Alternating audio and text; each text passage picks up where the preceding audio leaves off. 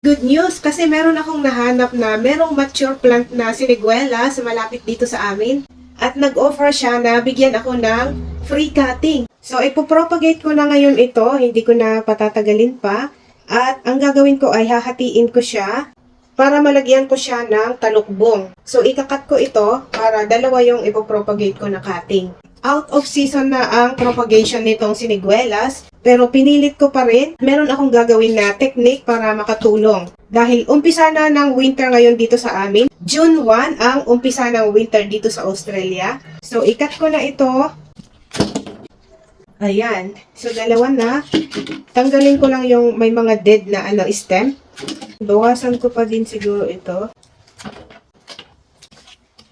So, ito na yung aking dalawang cutting na pangtanim. At meron ako ditong raw honey from our hive. Ito ang gagawin kong pang dip dito sa kanyang cut. Ito kasing honey ay natural na antibacterial and antifungal. Nakakatulong yan para hindi mag-rot itong kanyang stem.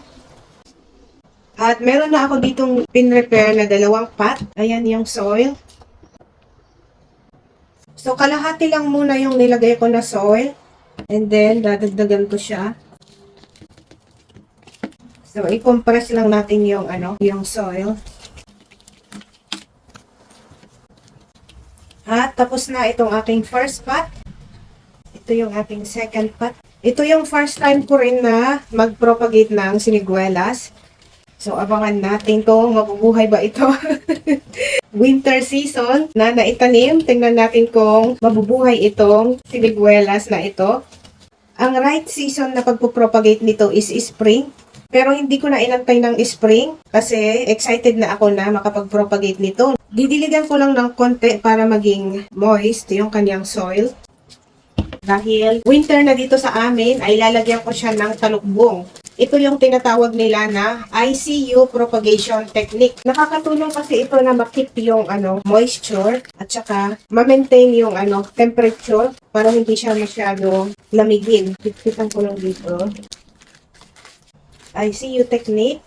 Lagyan din natin ng talukbong itong isa.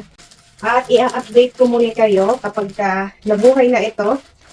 Hopefully ay mabuhay siya kasi napakatagal kong hinanap ito. 2 years.